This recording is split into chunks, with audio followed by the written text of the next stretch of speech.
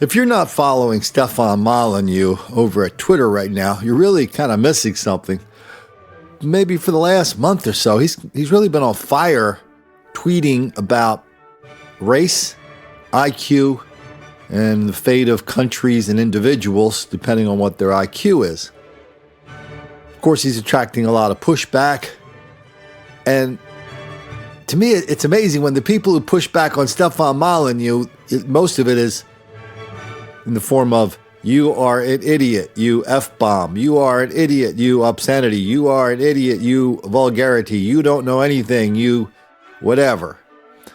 And it seems like there's a direct correlation between the people's willingness to use obscenity and vulgarity on Twitter and their IQ. I see it all the time here as well. I mean, that's one of the favorite things people like to say about good old Colin. Colin, you are stupid. You F-bomb. You N-bomb. You J, whatever. I don't even know what the million different obscenities. You F-er. And the worst thing about it is sometimes I have to say to them, hey, I think you're right. I'm not that bright. I never said I was Mr. Genius of the planet. All I said was, I keep my eyes open and I tell you what I see. I just had a good example of that the other day. I mean, we've done a couple stories about how black women do not report rapists because they're afraid of what the police are going to do to their man or to that black man. And this is like a thing. I mean, the Huffington Post did a story on it the other day. And the Huffington Post story said, black women are trained to protect the race at all costs. And this was like a huge story on black women being raped, and somebody came in and explained it. No, we don't want to. The black women are trained not to do that. It's not, and this isn't just the Huffington Post. I think it was The Root. They ran like a documentary the other day, like 9 minutes long. The woman, the theme of the documentary was, why are we silencing black women? And she just gave example after example of black women raped, went to report it. All of a sudden they were being silenced and marginalized and denied and, kind of real old school stuff. Hey, your skirt was kind of short. Why'd you go out with him alone? Did you know him? And then if that doesn't work, they bring in the minister or the dean or the other officially appointed black leader, and they remind the young lady that, this is going to stay with him for the rest of his life. And black men already have a hard time of it with police because police are always picking on black men who happen to be rapists in other areas for no reason whatsoever. So why do you want to be a part of that? We did a story on one article where it said 65% of black women are raped before they go to college. And 95% of those rapes are not reported. I mean, on and on and on. The LA Times, what's the LA Times story say? What's their headline? For African American rape victims, they call it a culture of silence. And here's how I think we covered this in a podcast the other day, so I won't get back into it, but it talks about how black women don't report because it's a legacy of the atrocities of slavery. It signifies a communal protectiveness of black men, and which includes a reluctance to report rape and incest. Then it just goes on, one paragraph after another, excusing, denying, ignoring, condoning, even lying about what's really going on. This is the Los Angeles Times. Then we got an article in Nation. We need to include black women's experience in the movement against campus sexual assault.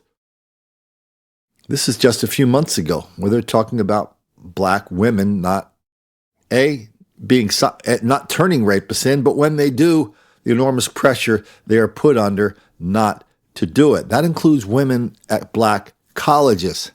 And of course, let's not forget our old buddy, Melissa Harris Perry over at MSNBC, what she said about why black women do not turn in their rapists. Now, so this challenge that you're laying out to me as we're talking is one that feels familiar to some Western civil rights movements as well. So I start with a little bit of trepidation in this conversation, in part because I know that some of the critiques of this is the very idea that Western press, that those who are not from these nations, who are not Muslim ourselves, who are not part of these traditions, can look at your article and say, look at how horrible those men or those societies or that religion is.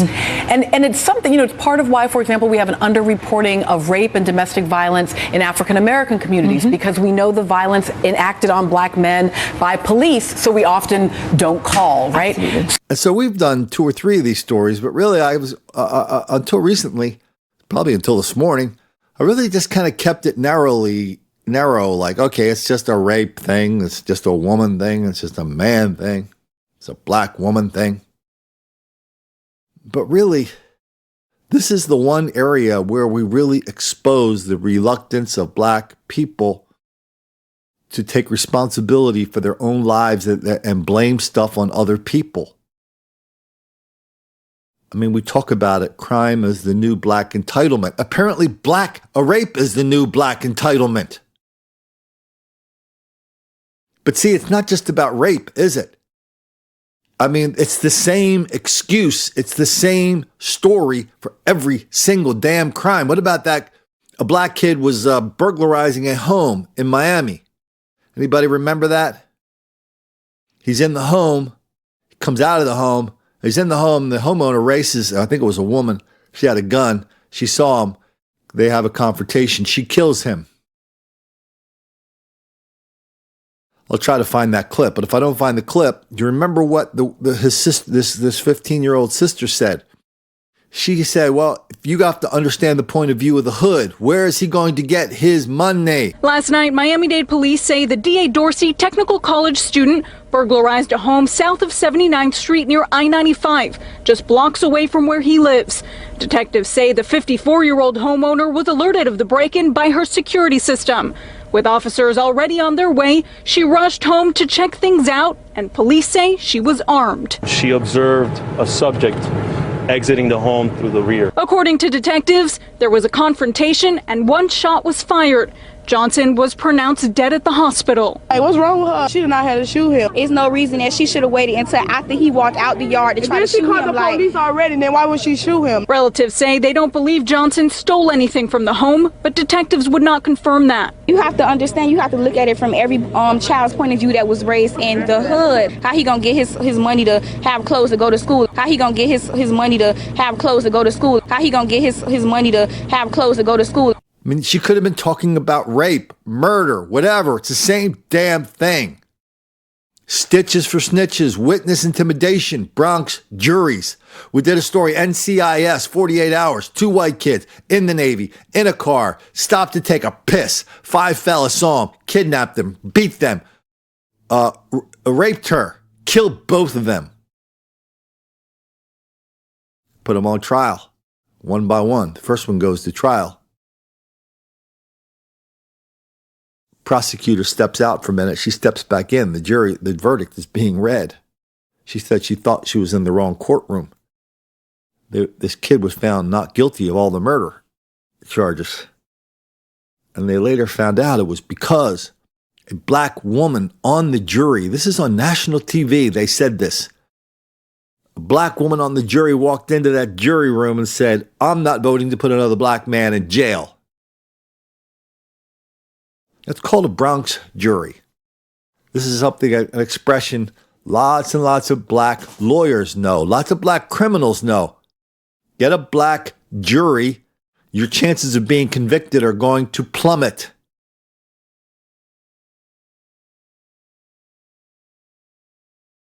And so we have the numbers. And now we have discussion about the numbers. People are eager to discuss the numbers. The numbers are so ridiculously out of proportion now. And with all this ridiculous level of denial, deceit, delusion that says we have to hide and protect all this black criminality. Stitches for snitches. Melissa Harris Perry, let's not report black rape because we know the violence they're going to inflict on our black men.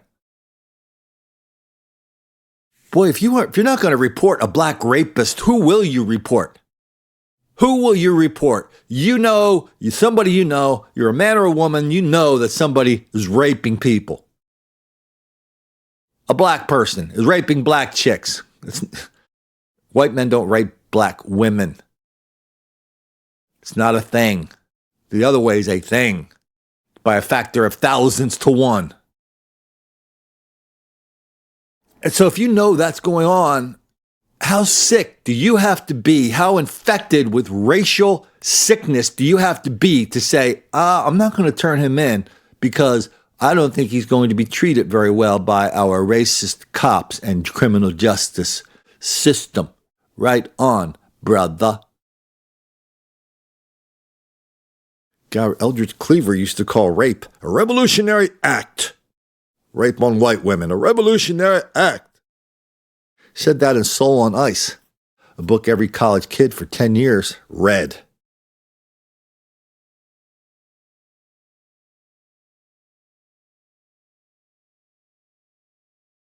And now we have two stories coming out here. We have a story coming out recently from the Black Caucus. A black staffer for the Congressional Black Caucus, a young lady, said she was raped by one of the higher muckety mucks on the caucus, a staffer. She said she was raped. And as soon as she made it known to the people who run the caucus, she was raped. Essentially, a couple weeks later, she was fired. She was fired. This just happened.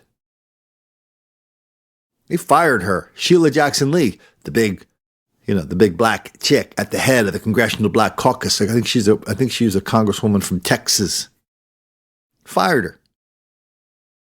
Remember, this is the same Black Caucus that was putting on a big dinner, a big to-do featuring Oprah Winfrey just a couple of months ago. Here's what Oprah said. And there's someone else, Recy Taylor. A name I know and I think you should know too. In 1944, Recy Taylor was a young wife and a mother. She was just walking home from a church service she'd attended in Abbeville, Alabama, when she was abducted by 6 armed white men, raped and left blindfolded by the side of the road, coming home from church. They threatened to kill her if she ever told anyone. But her story was reported to the NAACP, where a young worker by the name of Rosa Parks became the lead investigator on her case. And together, they sought justice. But justice wasn't an option in the era of Jim Crow.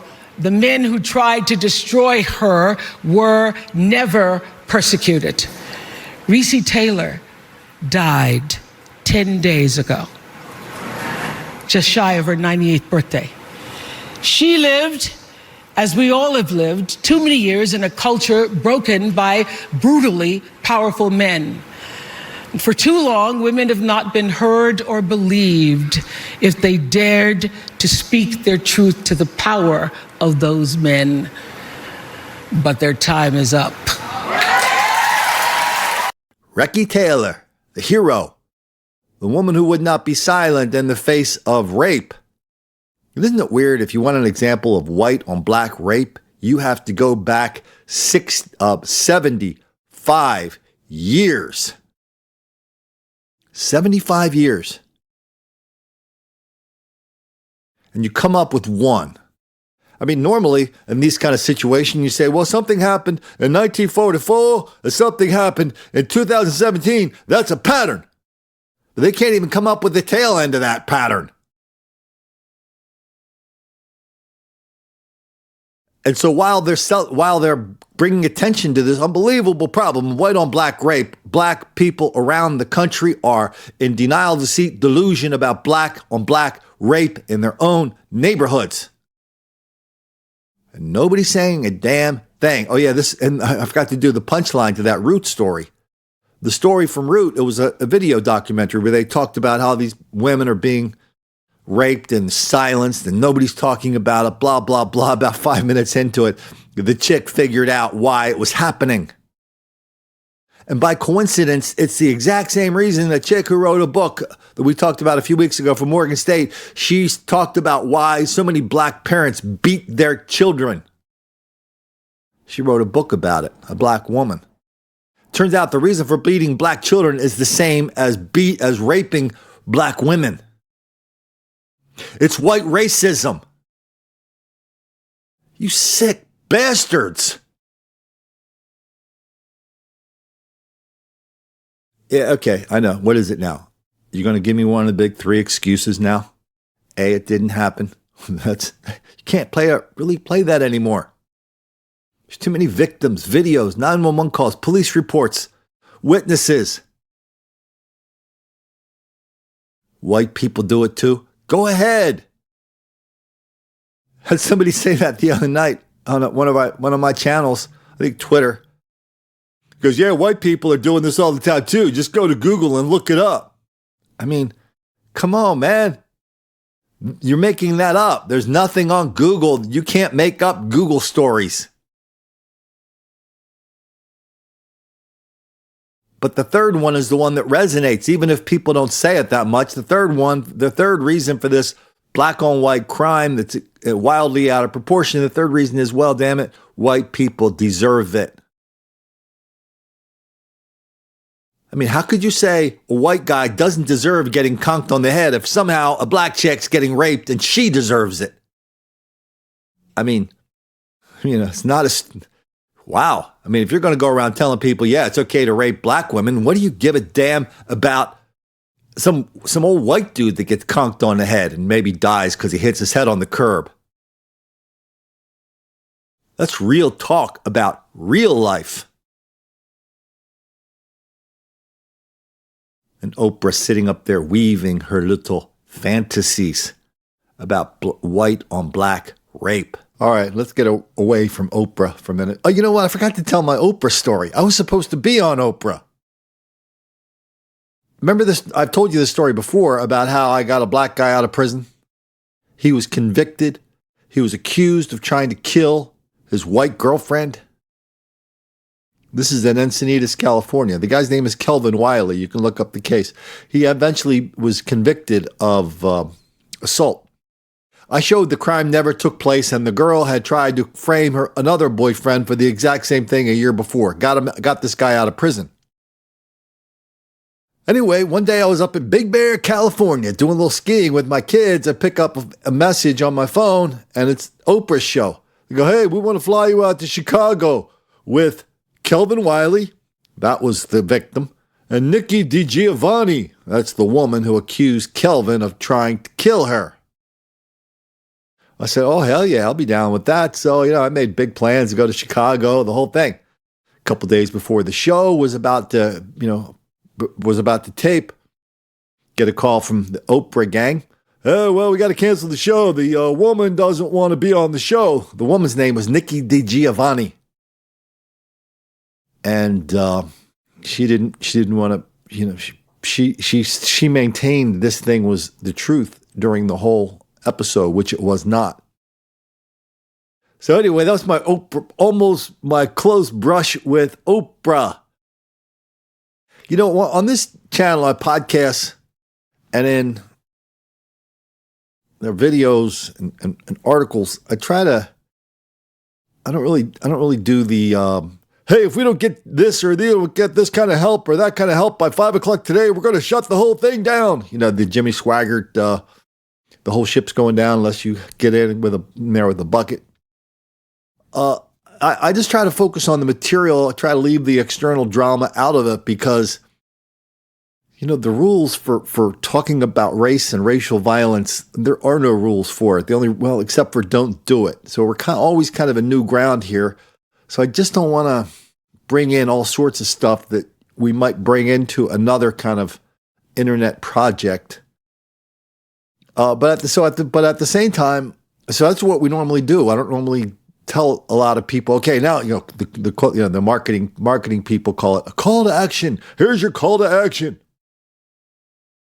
We don't really do that. But at the same time, I find that a lot of people are sitting there wondering. I get a lot of emails like this every day, lots of comments on Twitter, on Facebook, on Minds.com, YouTube.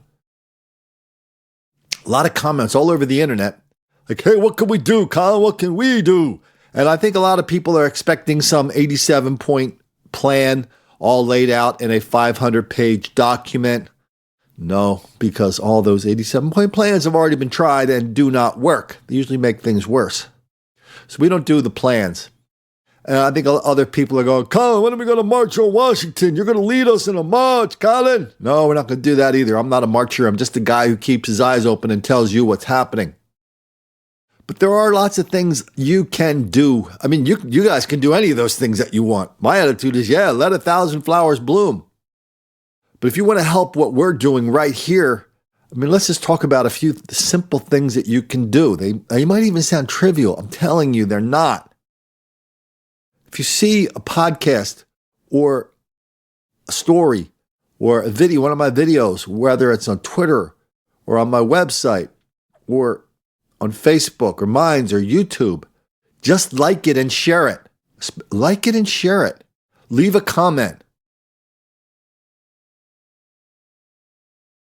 That's how I don't know. I suspect we're short timers for Twitter and Facebook, but the rules of Twitter and Facebook are their algorithm, their computer is trying to decide what you want, what you and people like you, your friends want to see and hear. And that's one of the ways most important ways they judge it is they want to know, are you engaged in in these videos or these podcasts?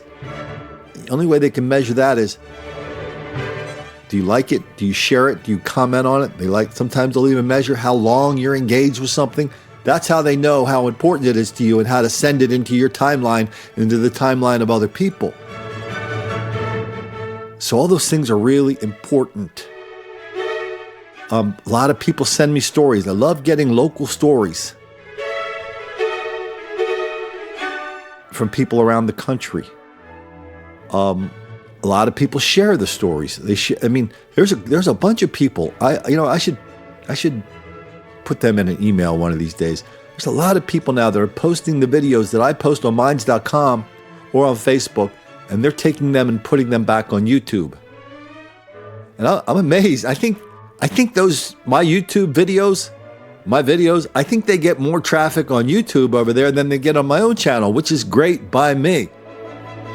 Everybody's posting in the right way. All I ask is that you put my name in the subject line so people can find them. Because a lot of people don't know I was kicked off YouTube. I mean, I get one email every day going, hey, Colin, haven't seen you on YouTube for a while. Where you been?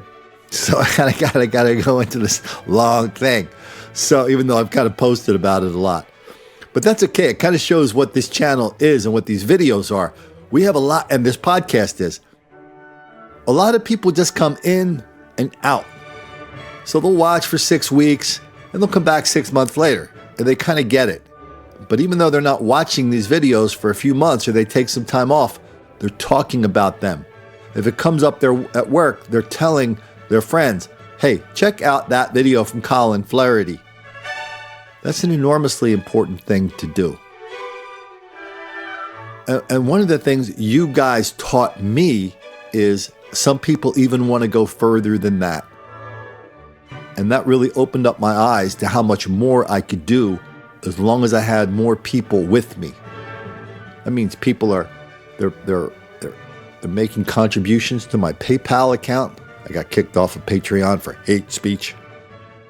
What a joke. Anyway, PayPal.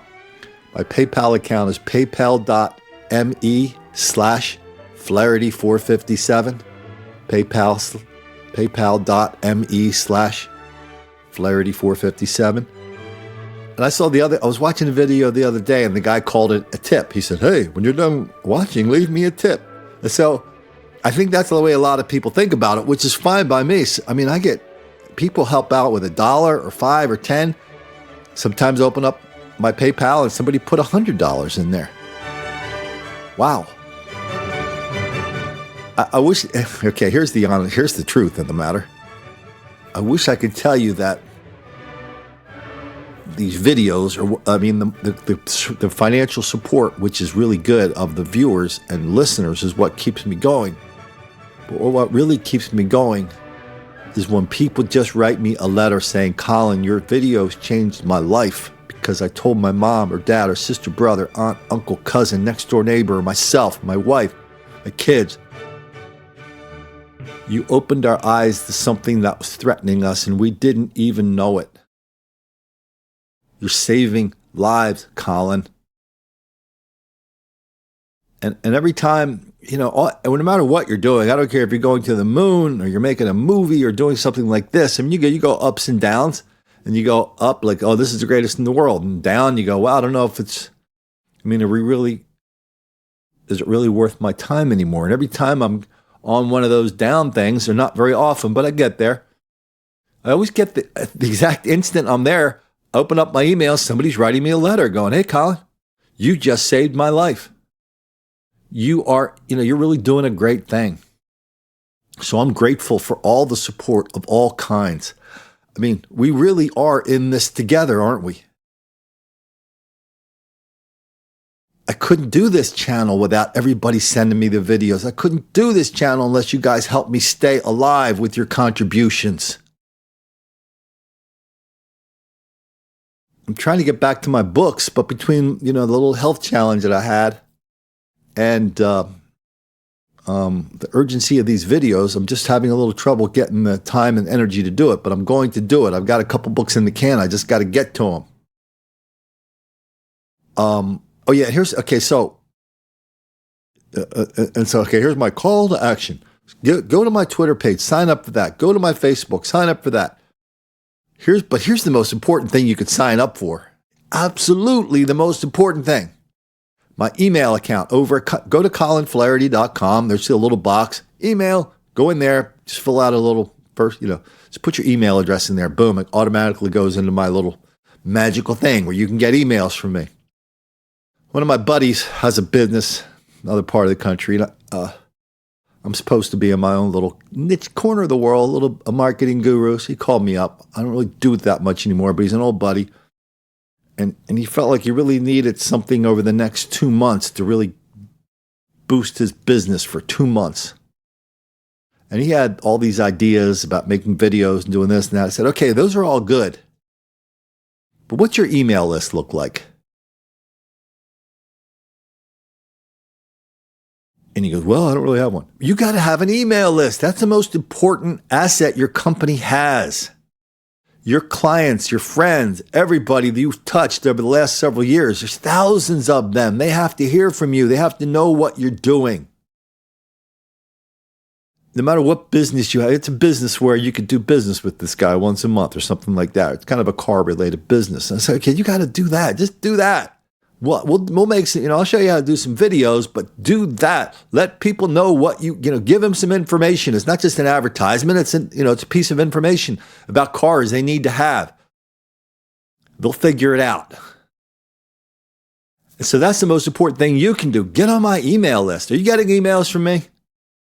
If not, get on my email list. If you think you're on it, go to your email app, whatever we're calling these things these days, your email program, and make sure my emails aren't ending up in your junk mailbox. Anyway, that's my commercial for this podcast. I make crappy commercials. Hey, I'm dying here. You got to do this and that, or I'm going to... No, well, we don't do that. Anyway, okay, so we were just talking about Twitter. And man, let's just get right into it. Things get pretty lively over on our Twitter stream at Colin Flaherty. And one of the things that really gets people touched off over there is just the inability of a lot of the fellas, and some people who say they're just white enablers, to get their minds around one mind-blowing fact. They just do not want to buy into the fact that 3/4 of all mass shooters are black. That surprised me when I read it in the New York Times. That surprised the people at the New York Times when they wrote it and published it. because everything they read led them to believe this mass shooting thing was a white thing. And so and we've done a lot of videos on that, but nobody seems to care. They look at them and go, well, Colin, they don't really count. Why? Because that was a drug thing. That was a gang thing. Okay, so we're going to have the definition of mass shooters. We're just going to keep narrowing it down till basically only white people are left. And they look at your head and go, shake your head and go, yeah. Hey, don't laugh. That's what Newsweek does. Salon, Mother Jones. There's all these headlines out there saying, yeah, white people are, mass shooters. That's a white thing, people. Don't blame black people for that. And so a couple weeks ago, I put together 2 videos, 22 mass shootings by the fellas, and like the previous 3 weeks before that. And even I was surprised. It was like, hey, this is coming out to about 1 a day. And so a couple of days ago, we had another episode. Some new troll was on there saying, with all the confidence in the world, hey, Colin, this mass shooting, it's a white thing. And by now, everybody knows the drill. So people sent me, I don't know, how many we got here? 6, 7 more examples of black mass shooters in the last couple days. This is like a 1 a day thing. Think about how much energy it takes to look at that every day, and every day ignore, deny, condone, excuse, encourage, or lie about it. Just pretend it's not there. Let's take a look at some of them. Right now this noon, 6 people rush for help when their SUV is shot up on a local road. This is exclusive video taken from Memorial Hospital, where they all arrived with bullet holes all over the vehicle. One person died shortly after arriving there at Memorial. Another is in critical condition. 4 others are being treated for their injuries. And JSO tells Action News Jax the driver of the SUV made it to Memorial, but it all started here on Emerson Street in Spring Park, where someone fired shots at that car. I don't even know if this one belongs on the list. 4 people were shot on the same block, the same day. I don't know. Is that a mass shooting? They're not unconnected, that's for sure. And it was definitely the fellas doing the shooting. And here we got a guy in San Diego. He was arrested. He goes and kills 3 people in Arkansas. Goes to San Diego and he hops on the trolley. He doesn't pay the fare. That's how he got caught. Good Lord. Anyway, there's a triple. I think this is South Carolina. I think it ended up that the guy, the people shot was his kid and his baby mama. Northeast Washington, D.C., a triple shooting involving the fellas. No one is surprised. Down in Artesia, Mississippi, we got 3 people shot to death in Starkville.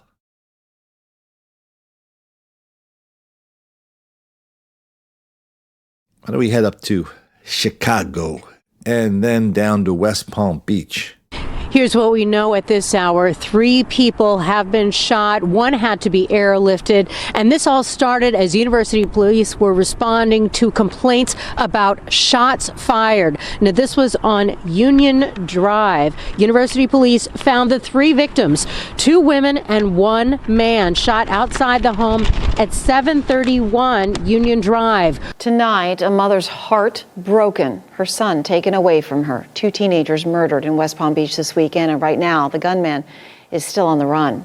One of those teens was a high school basketball star who was just starting to talk with loved ones about his college plans, something that will never happen now. His family sat down with CBS 12's Luli Ortiz tonight. She joins us live at the Palm Beach County Sheriff's Office with their emotional plea for answers and justice. Luli?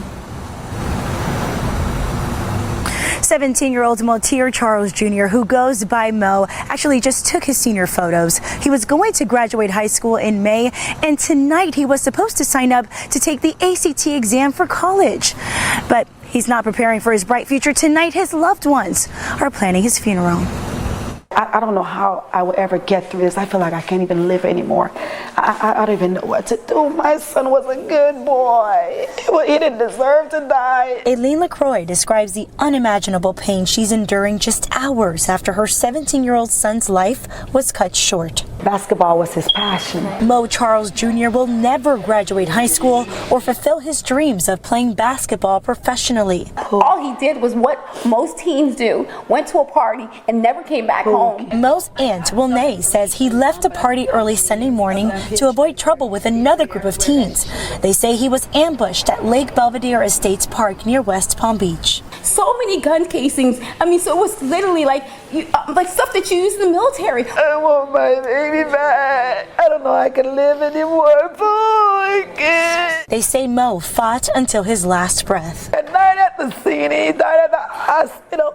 So he died suffering, wondering when we're going to come and help him. He died by someone pulling a gun and killing him. Point blank. Point blank killing him. His friend, 16-year-old Frederick Rosemond, was also shot and killed. A third person was injured, but is expected to survive. These kids need to stop this violence. They need to stop going after each other for things that have no meaning. Their lives will never be the same. Tonight, they're holding on to each other for support as investigators continue to search for the suspect. That person needs to look us in the eyes and tell us why they took my nephew's life, why they took such a precious life, why they took him for no reason. Okay, if somebody does not know something, we really can't blame them if they don't devour the New York Times every day or they don't devour every single one of my videos and podcasts. Okay, I give people a pass for that. So when the fellas and their buddies come at me in all these different places, and they go, Colin, what about that mass shooter? The white people are mass shooters, Colin. What about that? And I tell them, show them New York Times, 3/4 of mass shooters are black.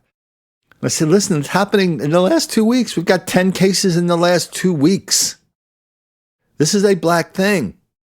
And when you show it to them, I never just say things. I like to document things. When I show, I say, sure, it's right here. Here are the names. Bing, big, big, big, bing, just like we did here. And then comes the truth. Because the truth is, everybody is so encased in these concrete bubbles where they're just not going to let in the real world, the reality, to let them know what's really happening. That's how invested they are in their fantasies, in their delusions, in their dreams. That somehow this whole mythology of black criminality is just one big white conspiracy to keep a brother down. No, it's real. It's real. And because it is so real, it's probably the most real thing out there. Because it is so real, that limits even the most determined person in denial. It limits their ability to not recognize it as real. And we see that all the time too. If you can be in denial about a black mass shooter every day, if you can be in denial about that, good Lord, how hard is it going to be in denial that, if black people are out there shooting groups of people, if you can deny that, how hard is it going to be to deny that a black person is clunking a white guy in the park every day? Clunking him in the head and stealing his iPhone at a park or a college or a bar or a coffee shop. That's a piece of cake compared to denying the whole mass shooting thing.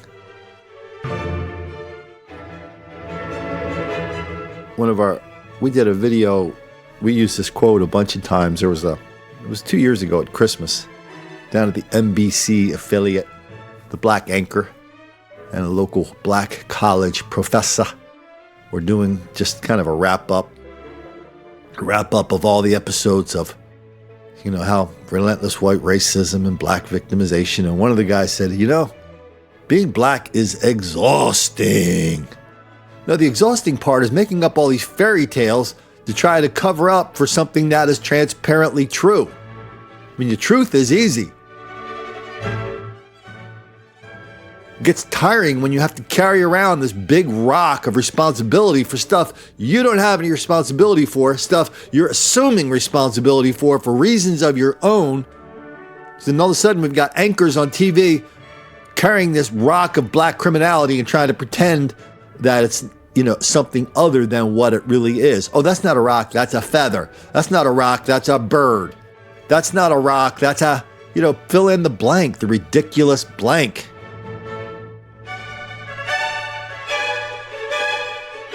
I mean, one of the things we get here every day, I get in my email every day. Somebody mentions solutions. And I feel embarrassed when people ask me that question. I feel embarrassed for them. I mean, they want the magic bullet. They want me to whisper the magic little thing in their ears. And it's like, oh, well, we got to have enterprise zones where we incentivize people not to go around killing people because that's the only thing that's causing them to kill people in the first place is because we have not incentivized their incentivization zones and thus they are not incentivized properly. Okay, whatever. If you want one of those things, they're a dime a dozen. You can pull them by the thousands off of any internet search. I don't understand how we can have how we can organize ourselves as a society with a set of common goals if we can't agree that violence is something we really cannot tolerate or excuse on any level. And if you're going to practice violence and robbery on horrific levels, often accompanied by shrieks of joy and ecstasy, I mean, there's nothing we can say to you. There's nothing we can do to that person to make them see. I mean, they're gone. They're gone. You don't know that. You don't know that 70% of the fellas coming out of prison are back in prison in a year or two because they just can't stay away from the life.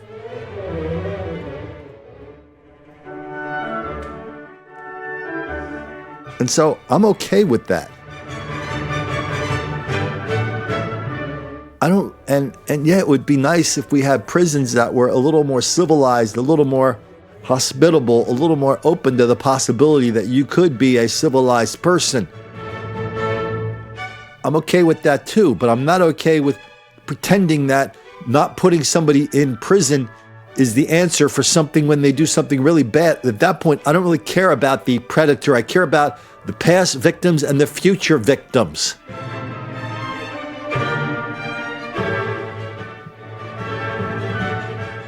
But all of a sudden, I mean, the predators are the ones who are the victims here, right? Why else would everybody be so eager to gather around them and protect them from the consequences of this ridiculous and dangerous level of violence?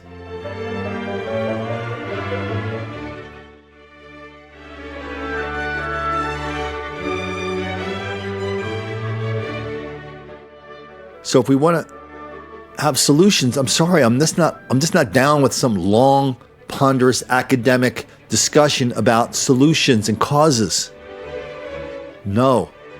If you commit an act of violence on another person,